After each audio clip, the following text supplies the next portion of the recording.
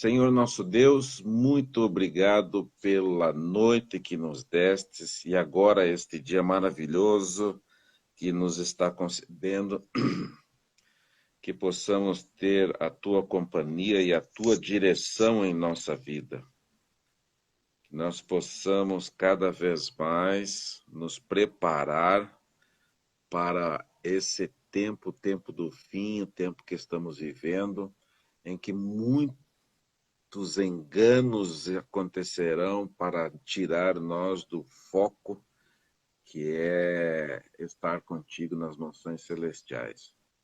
Também esteja com cada um que está agora conosco, online, e também com aqueles que porventura futuramente virão participar. Que todos sejam abençoados, que todos recebam a tua bênção. Em nome de Jesus, amém.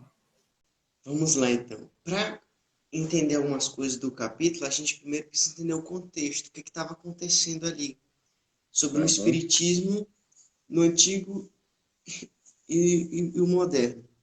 E a gente entende uma coisa. A tese da senhora White é a seguinte: ela vai querer explicar, responder, principalmente, quem estava falando com Saul, quando ele invocou a necromância.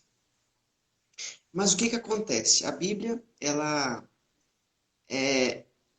em especial o Novo Testamento, é feito por quiasmo. E o que é isso? É um paralelismo que a Bíblia vai fazer. E nesse paralelismo, somente lá do capítulo 18 ou 19, que vai tratar sobre o assunto de Saul, vai invocar. E o primeiro aspecto é o medo. Saul ele teve medo e ele buscou ao Senhor. Ele invocou, tentou achar os profetas, o Urim. Deus o rejeita. E é o que acontece. Ele tenta entrar em contato com os mortos. E quando ele... a palavra é necromância que a Bíblia usa. Ok? Deu uma travada, voltou. E o que acontece? Quando Saul não consegue buscar a Deus, ele busca outra pessoa. Certo? Só que quando ele busca a necromância, há uma repetição, tudo que já havia começado. E que repetição é essa? Ele fica com medo maior, ele fica com grande medo após a necromância, e ele percebe que Deus também o rejeitou. E aí a aplicação que eu posso fazer, que a gente pode fazer para a nossa vida é a seguinte: quando a gente está comendo, para onde a gente vai correr? Para onde a gente vai buscar as respostas? Se você me permite, infelizmente, Saul não estava mais se conectando com Deus. Cada vez mais ele estava se afastando. Mas Deus nunca deixou Saul. Saul é que cada vez mais distanciava-se de Deus, né? E aí ele queria falar com Deus, mas de forma totalmente errada, né? Samuel aqui. E aí ele tentou, porque quando ele ia para a guerra e Deus estava com ele, ele voltava vitorioso. E aí ele queria voltar novamente como vitorioso da guerra. E aí ele tentou de todas as formas conversar com Deus, só que infelizmente ele já tinha matado todos os sacerdotes, já tinha feito um absurdo, né? Então ele já estava totalmente longe de Deus. Como é que eu vou agora falar com Deus, sendo que com quem que eu vou agora conversar? Primeiro que qualquer profeta não queria mais falar com ele se existisse, por quê? Porque ele mandou matar todos, né? Então, primeiro que ele não tinha contato com eles, né? E segundo que se ele chegasse e viesse a falar com Deus, se prostrado chegasse de forma humilde tentasse falar com Deus, Deus mesmo assim ouviria ele. Mas infelizmente o que ele fez? Ele foi atrás de uma feiticeira que tempos atrás ele tinha exterminado, por isso que ele não conseguia de forma fácil uma feiticeira, mas conseguiu, ó, lá na caverna tem uma escondida, com medo de você, e aí ele foi lá e tentou conversar. Mas ele conversou com ela não sabendo que Deus é quem estava dirigindo, e sim porque ele não tinha mais esse contato com Deus. Samuel, ele estava morto, e infelizmente muitas pessoas ainda acreditam que quando morre vai para o céu, né? Mesmo os santos, os que serão salvos, né? Não tem esse negócio de que ele vai para o céu, né? Isso não existe. A Bíblia é bem clara, diz que a gente volta ao pó, a gente veio do pó da terra e volta para onde a gente veio. E na volta de Jesus, aí sim, é só nesse momento que nós vamos ser ressurretos para ver a volta de Jesus, para ver a glória de Deus retornando a esta terra, né? Então, aí nesse caso, tem muitas pessoas, até dentro da igreja, que acham, mas será que Saul não conversou mesmo com Samuel? Porque Samuel falava detalhes, né? Que só Saul conhecia, mas não era Samuel. Porque se ele estivesse no céu, alguém tinha que estar liberando. Ô Samuel, você que está aí no céu, volta lá na terra que eles estão te procurando lá. Quem que autorizou? Foi Deus? Foi Satanás? Será que Satanás tem o poder de ir lá no céu falar, ó, você vem cá, agora desce lá. Será que Satanás tem esse poder? Claro que não. Então, logicamente que não era nem Satanás que tinha esse poder, e Deus também não ia permitir, porque ele mesmo condenou aqueles que procurarem feiticeiros, necromantes, vocês estão simplesmente fora dos meus planos, né? Esse capítulo 67, ele é muito importante para nós, porque ele nos prepara para o tempo do fim, em que diz, olha, a Ellen White, né, ela fala que no tempo do fim, o ecumenismo ia ser um grande poder avassalador no tempo do fim. As religiões iam se unir, né? E principalmente com os três grandes movimentos, né? Três grandes movimentos. Na Bíblia, né? Lá em Apocalipse, diz que os três espíritos imundos, né? Iam se juntar, que seria o espiritismo moderno, né? O catolicismo e o falso profeta, né? Que é o protestantismo apostatado. Aquela coisa linda que aconteceu lá atrás, aquela coisa linda lá atrás dos grandes precursores do que hoje a gente vê como cristianismo, né? Porque o cristianismo estava meio que apagado, né? Hoje nós vemos que eles estão retornando para as coisas falsas, entendeu? As coisas que, infelizmente, muitos morreram defendendo a verdadeira religião, tal, e no final vão todos se unir novamente. Isso é profético, isso é profético. Eles vão se unir contra os salvos, né? E aqui o livro, ele fala que, e assim, voltando, eles vão se unir em cima de alguns pilares, né? Que todos eles falando sobre o espiritismo, todos eles falando a mesma coisa, o espiritismo moderno, todos eles falando sobre isso, e sobre o domingo. Sobre o domingo. Tem muitos versos da Bíblia que Deus fala, olha, não sigam atrás desse tipo de coisa, né? Lá em Salmo 106, verso 28, né? Lá diz também, falando da apostasia dos israelitas, né? O salmista diz, sujeitaram-se ao jugo de Baal Peor. e comeram sacrifícios oferecidos a ídolos mortos, né? Porque Ellen White fala aqui que existia lá na antiguidade, né? Pessoas que eram heróis, que morriam, e aí eles se tornavam deuses. Sim. É aquela coisa E aí, dos antepassados e tal, né, dos ancestrais, aí o pessoal ficava nessa. E interessante que na época de Ellen White também, no século XIX, foi uma época de um fortalecimento do espiritismo, meio que um renascimento, né, muito forte naquele período ali, e aí ela justamente vai nesse caminho aí para combater. E parecido com o que a gente vive hoje também, né, as pessoas, infelizmente, sempre se voltam para essas coisas, são os medos aí e tal, e essa coisa de achar que no mundo dos mortos vai se encontrar as respostas, mas quem está operando esse mundo aí, infelizmente, não é de Deus, né? e por incrível que pareça, esse espiritismo moderno, né, que hoje nós conhecemos, ele começou praticamente no mesmo tempo em que começou o movimento adventista. Isso, é. E um do ladinho do outro, deu É, mais ou menos 100 quilômetros. ali E viu a nos Estados Unidos. contrafação, né?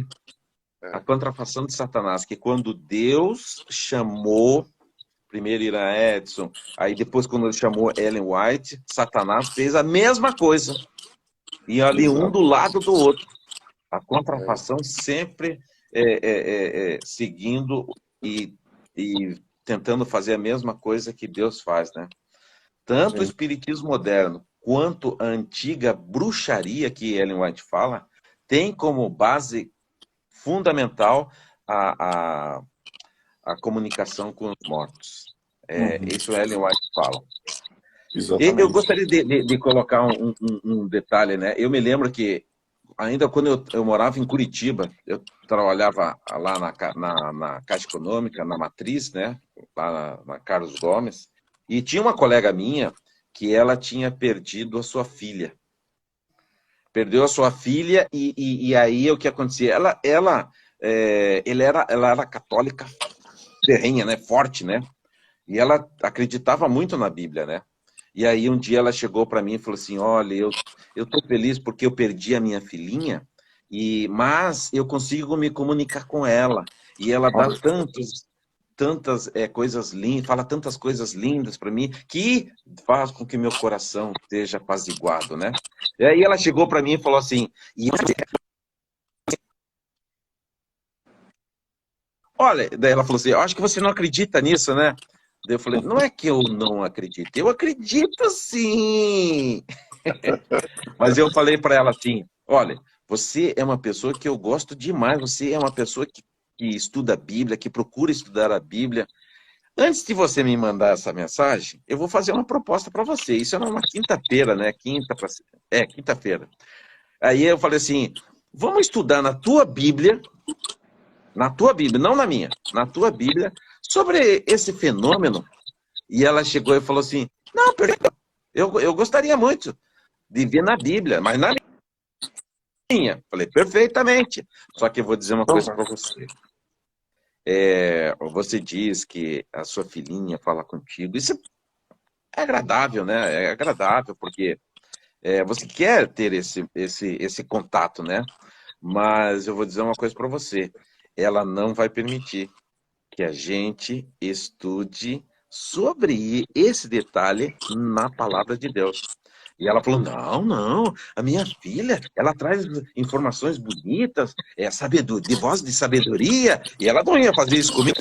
Então tá bom, tá aqui meu telefone, você me telefona e eu vou em algum lugar, ou na sua casa, ou na minha casa, vou lá com a minha esposa lá e a gente vai estudar sobre esse detalhe. Cara, tu não vai acreditar. Ela, na segunda-feira, não veio trabalhar. E eu fiquei assim, ué, o que aconteceu? Tu acredita que na sexta-feira o inimigo deve ter conversado com ela, não ter permitido? Você acredita que ela se mudou? Mudou de local de trabalho? Aí o colega meu chegou, ué, o que aconteceu com a pessoa aqui? Não falou nada que ia se mudar, que ia para outro lugar, nada. De repente, sumiu daqui. Aí eu cheguei e falei assim, olha, eu tenho uma resposta. Talvez você até não concorde, né? Mas eu acho que... Lembra que ela falava muito, que a filhinha dela falava com ela, que trazia informações importantes lá do céu, coisas lindas, maravilhosas. Pois é.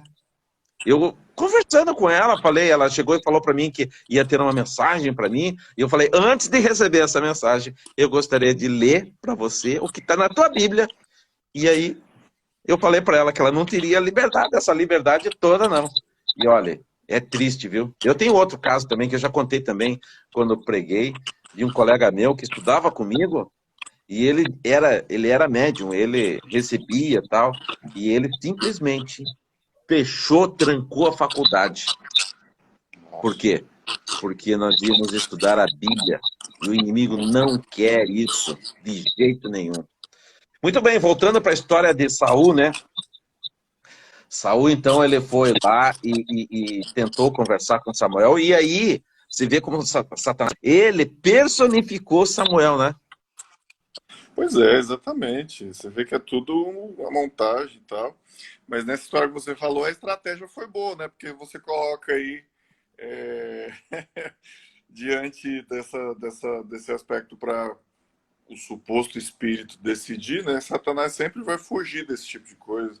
E a gente Lógico. percebe que nesse episódio de Saul, a total enganação ali levou ele a se afundar naquilo ali, né? Ele foi ficando cada vez mais distante realmente de Deus.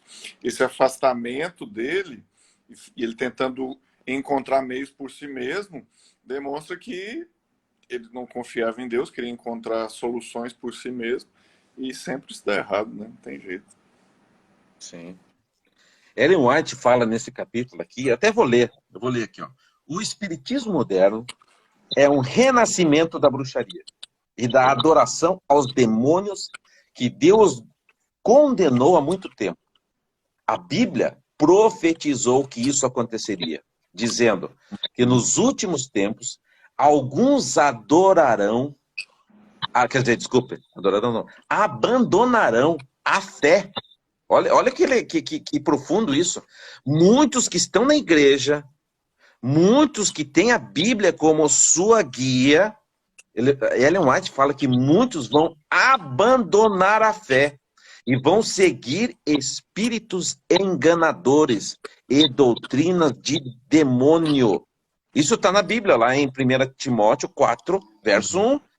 Ele já profetizando isso, dizendo que no tempo do fim, muitos iam se afastar de Deus, seguindo espíritos enganadores. Vem lá em 2 Pedro, capítulo 2, né, verso 1, nos últimos dias aparecerão falsos instrutores, falsos mestres, mestres espíritas se recusam a admitir que Cristo, aqui ele vai te falando, é o Filho de Deus. E diz que para você seguir alguém, né, ou alguém profeta, ou alguém que se diz de Deus, né, primeira coisa, ele tem que falar que Deus, Cristo é Deus, e Cristo também veio como ser humano aqui, aceitar o sacrifício, né, de Jesus aqui, né. Aqui também fala, Ellen White fala, este é o anticristo, aquele que nega o Pai e nega o Filho. Todo que nega o Filho também nega o Pai. 1 João, capítulo 2, verso 22 e 23. O Lucas fala, aquele que pensa estar em pé, cuide para que não caia. Isso é verdade. Isso é verdade. Nós mesmos temos que tomar cuidado, porque nós também somos possíveis presas, né? Por isso que a gente tem que orar, para que o Espírito Santo sempre esteja com a gente. É tudo muito forte, né? Quando a gente vê o que vira depois da história de Saul, infelizmente é uma história devastadora, né? De um homem que tinha todo um grande potencial e que acabou se tornando, no final, um suicida ali, numa situação de guerra tremendamente desfavorável. E assim, a gente não pode ter outro conceito, outra interpretação de que também estamos numa guerra, estamos num conflito, né? E precisamos estar bem atentos, bem ligados em todas as armadilhas, né, todas as artimanhas que o inimigo coloca no caminho.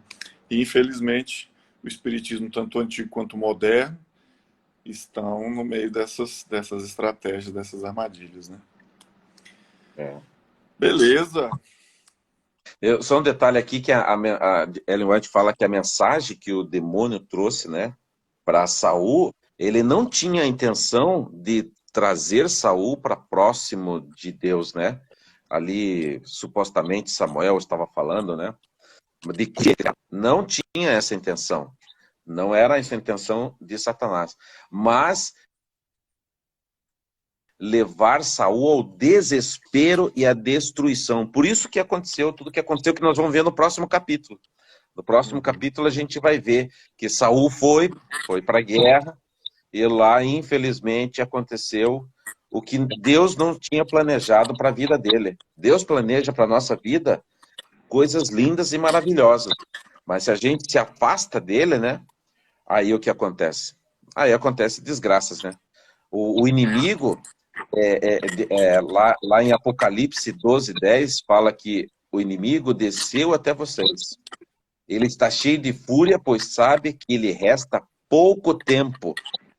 Lá em Apocalipse capítulo 12, verso 12. Satanás está decidido a destruir o povo de Deus e a privá-los da herança e da advertência que eles precisam ter. E lá em Marcos capítulo 14, verso 38, vigiem e orem, porque vocês precisam se cuidar e não cair na tentação. Então, foi tão necessária quanto os dias de hoje, nós estarmos alertas, atentos. Muito bem, valeu. Romeu, você tem mais algum ponto aí? Lucas, tem mais alguma posição aí? Senão, você pode orar para a gente, Romeu? Tá bom. Eu acho que é isso daí mesmo, né? A gente entender que todos esse término tão melancólico da história de Saul, né, nos traz lições importantes aí que a gente possa abrir os olhos cada vez mais. Não é fácil, é um conflito difícil, mas é importante a gente realmente estar atento, estar ligado a tudo isso. Vamos orar então, vamos finalizar. Querido Deus, nós te agradecemos, ó Pai, por mais este capítulo apresentado hoje. Pedimos que as lições da vida de Saul possam fortalecer nossa vida espiritual, que possamos aprender mais sobre Ti, que possamos aprender mais sobre os enganos que infelizmente há ao nosso redor e que possamos aprender, ó Deus, a discernir a ação do inimigo, a estarmos sempre atentos e a buscarmos estar nos fortalecendo por meio da comunhão e da oração para estarmos mais perto de Ti. Nos abençoa durante esse dia, nos livra de todo mal. Nós pedimos e agradecemos em nome de Jesus. Amém. Amém.